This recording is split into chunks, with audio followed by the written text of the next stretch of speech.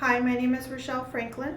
Before we get started with the blood administration video, I just wanted to make a disclaimer that some of the supplies will look used due to other attempts at this video.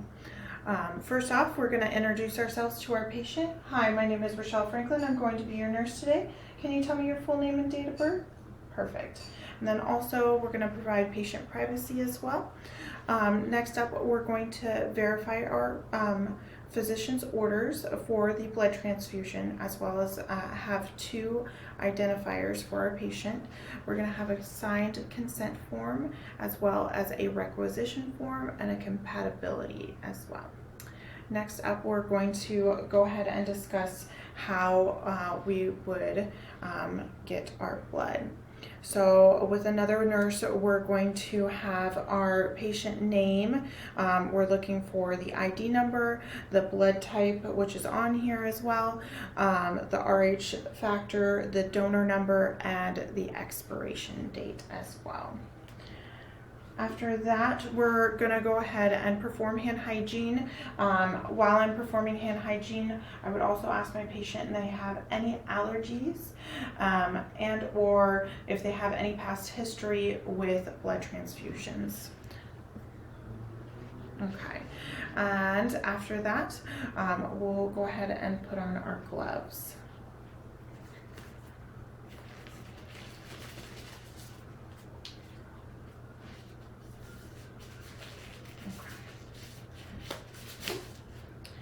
And we're going to make sure that we have the appropriate tubing for a blood transfusion that has two different spikes, one for blood and then one for normal saline.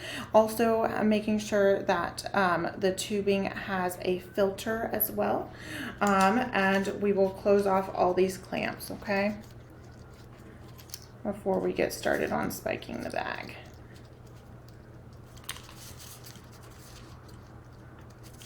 All right, so just making sure, once again, closed, and closed.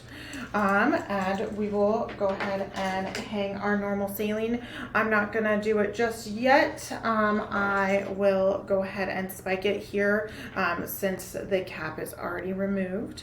But otherwise I could spike it up there. So using a sterile technique, we're gonna make sure that the spiked end does not touch anything.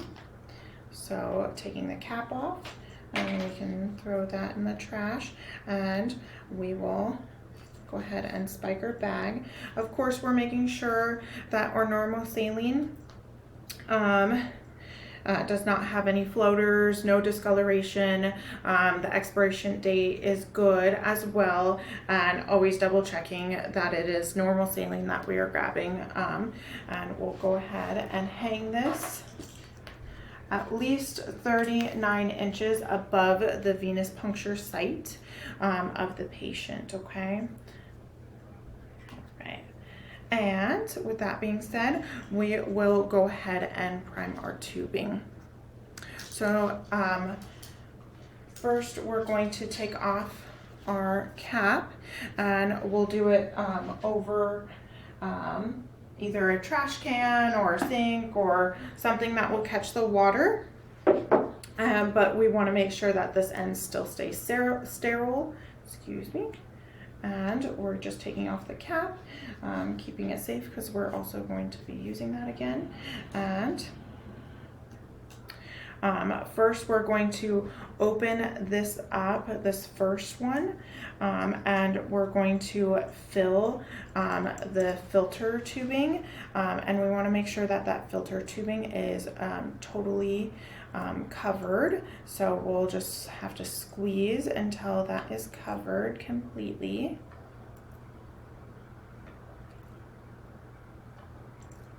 And it's almost there. All right. And you can kind of tell. We're also going to be tapping and expelling any air bubbles from the filter so that we don't get any bubbles within the line. So just so that you can see me a little better, I'm going to move you over here. Okay, and then this will be our catch and we will go ahead and prime the normal saline line. And just so that you can see that, it is priming. And we want to make sure, of course, there's no bubbles in the line. And I'm going to go ahead, once again, keeping that sterile, we're going to go ahead and cap that back on. All right, so we have our normal saline spiked, and we now have the clamps should be closed. And at this point, we can go ahead and I will rearrange just a second here so that you can see my patient.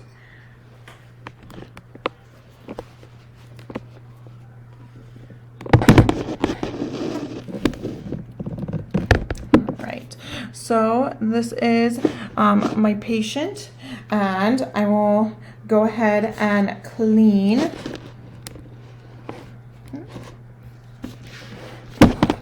I'm going to place it back over here for a second. I'm going to go ahead and clean our catheter site.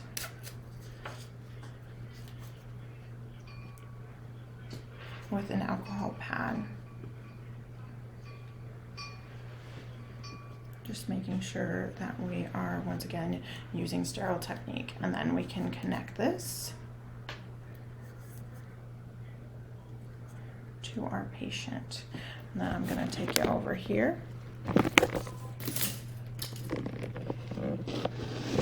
And this is where our patient's catheter is. And imagine that this is inside the body of the patient. And I'm going to go ahead and open the main flow as well as my normal saline again so that you can see the drip.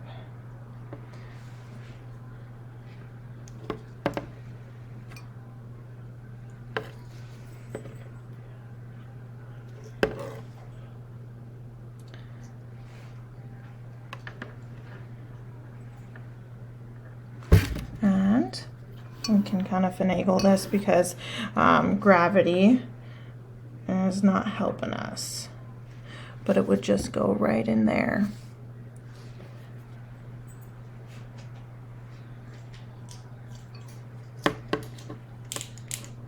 And both lines are open.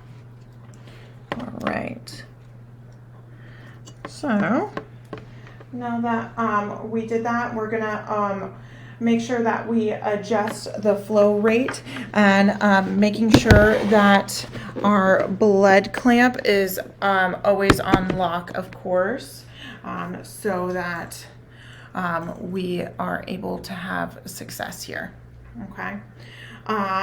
And then next up, we're going to go ahead and grab our blood bag, and we will invert this bag. I'm not going to do it for this video for the fact that I don't want this to spill over my carpet. So I will invert the bag so that we're mixing the cells together, the plasma as well as the red blood cells. We want to be careful not to disrupt or damage the red blood cells as they are easily damaged. We do not shake the bag. We do not microwave the bag. You make sure you check the bag for air bubbles.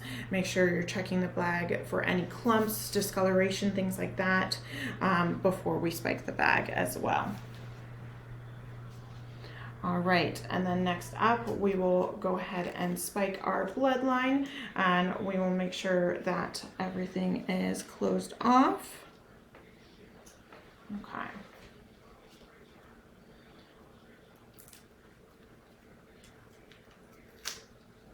Sorry, I put tape so that it stayed closed.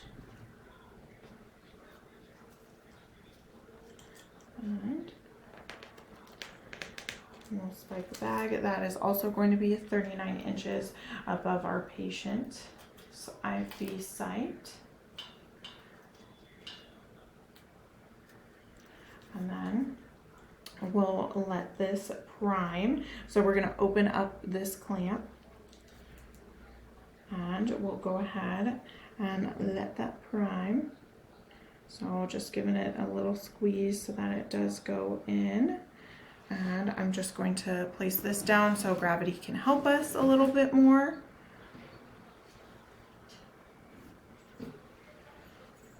Okay.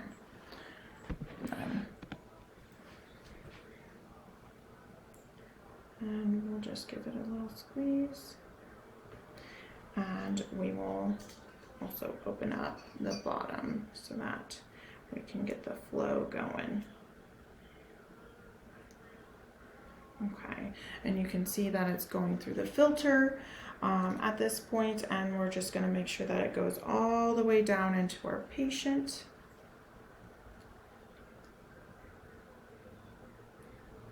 And things that are important while we're doing this, we're checking on our patient, we're staying with them for the first 15 minutes, we're assessing them for any adverse reactions such as chills, rash, hives, nausea, vomiting, tachycardia, shortness of breath, and we're just making sure that our patient is staying safe because we can cause them a severe allergic reaction. And see, we're kind of moving along here.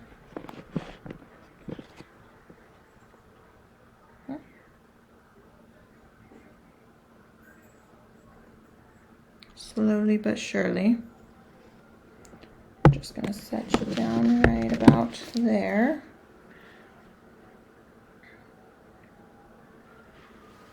I'm going to let the line hang a little bit more so that gravity actually helps us.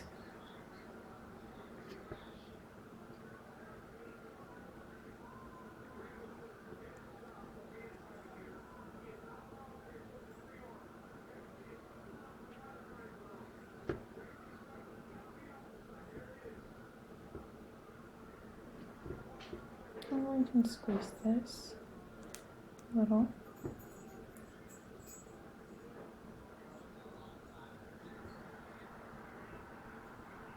As it's going on.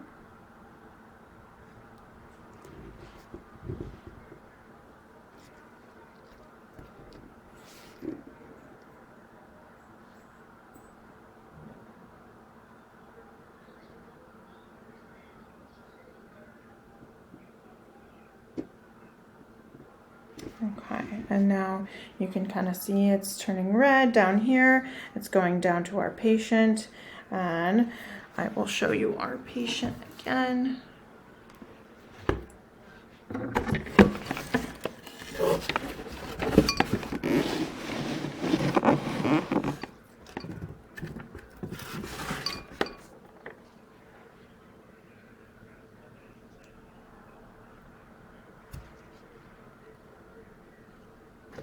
And hold on one second, I'm going to let gravity help me do its thing again so that the blood can go all the way down the tubing.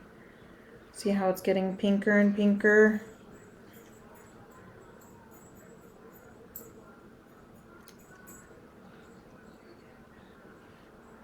It's almost there. See how pink that is? Let's hold on. Okay, and then we should be able to see some pink in our patient. And there you go, there's some pink. For a better look.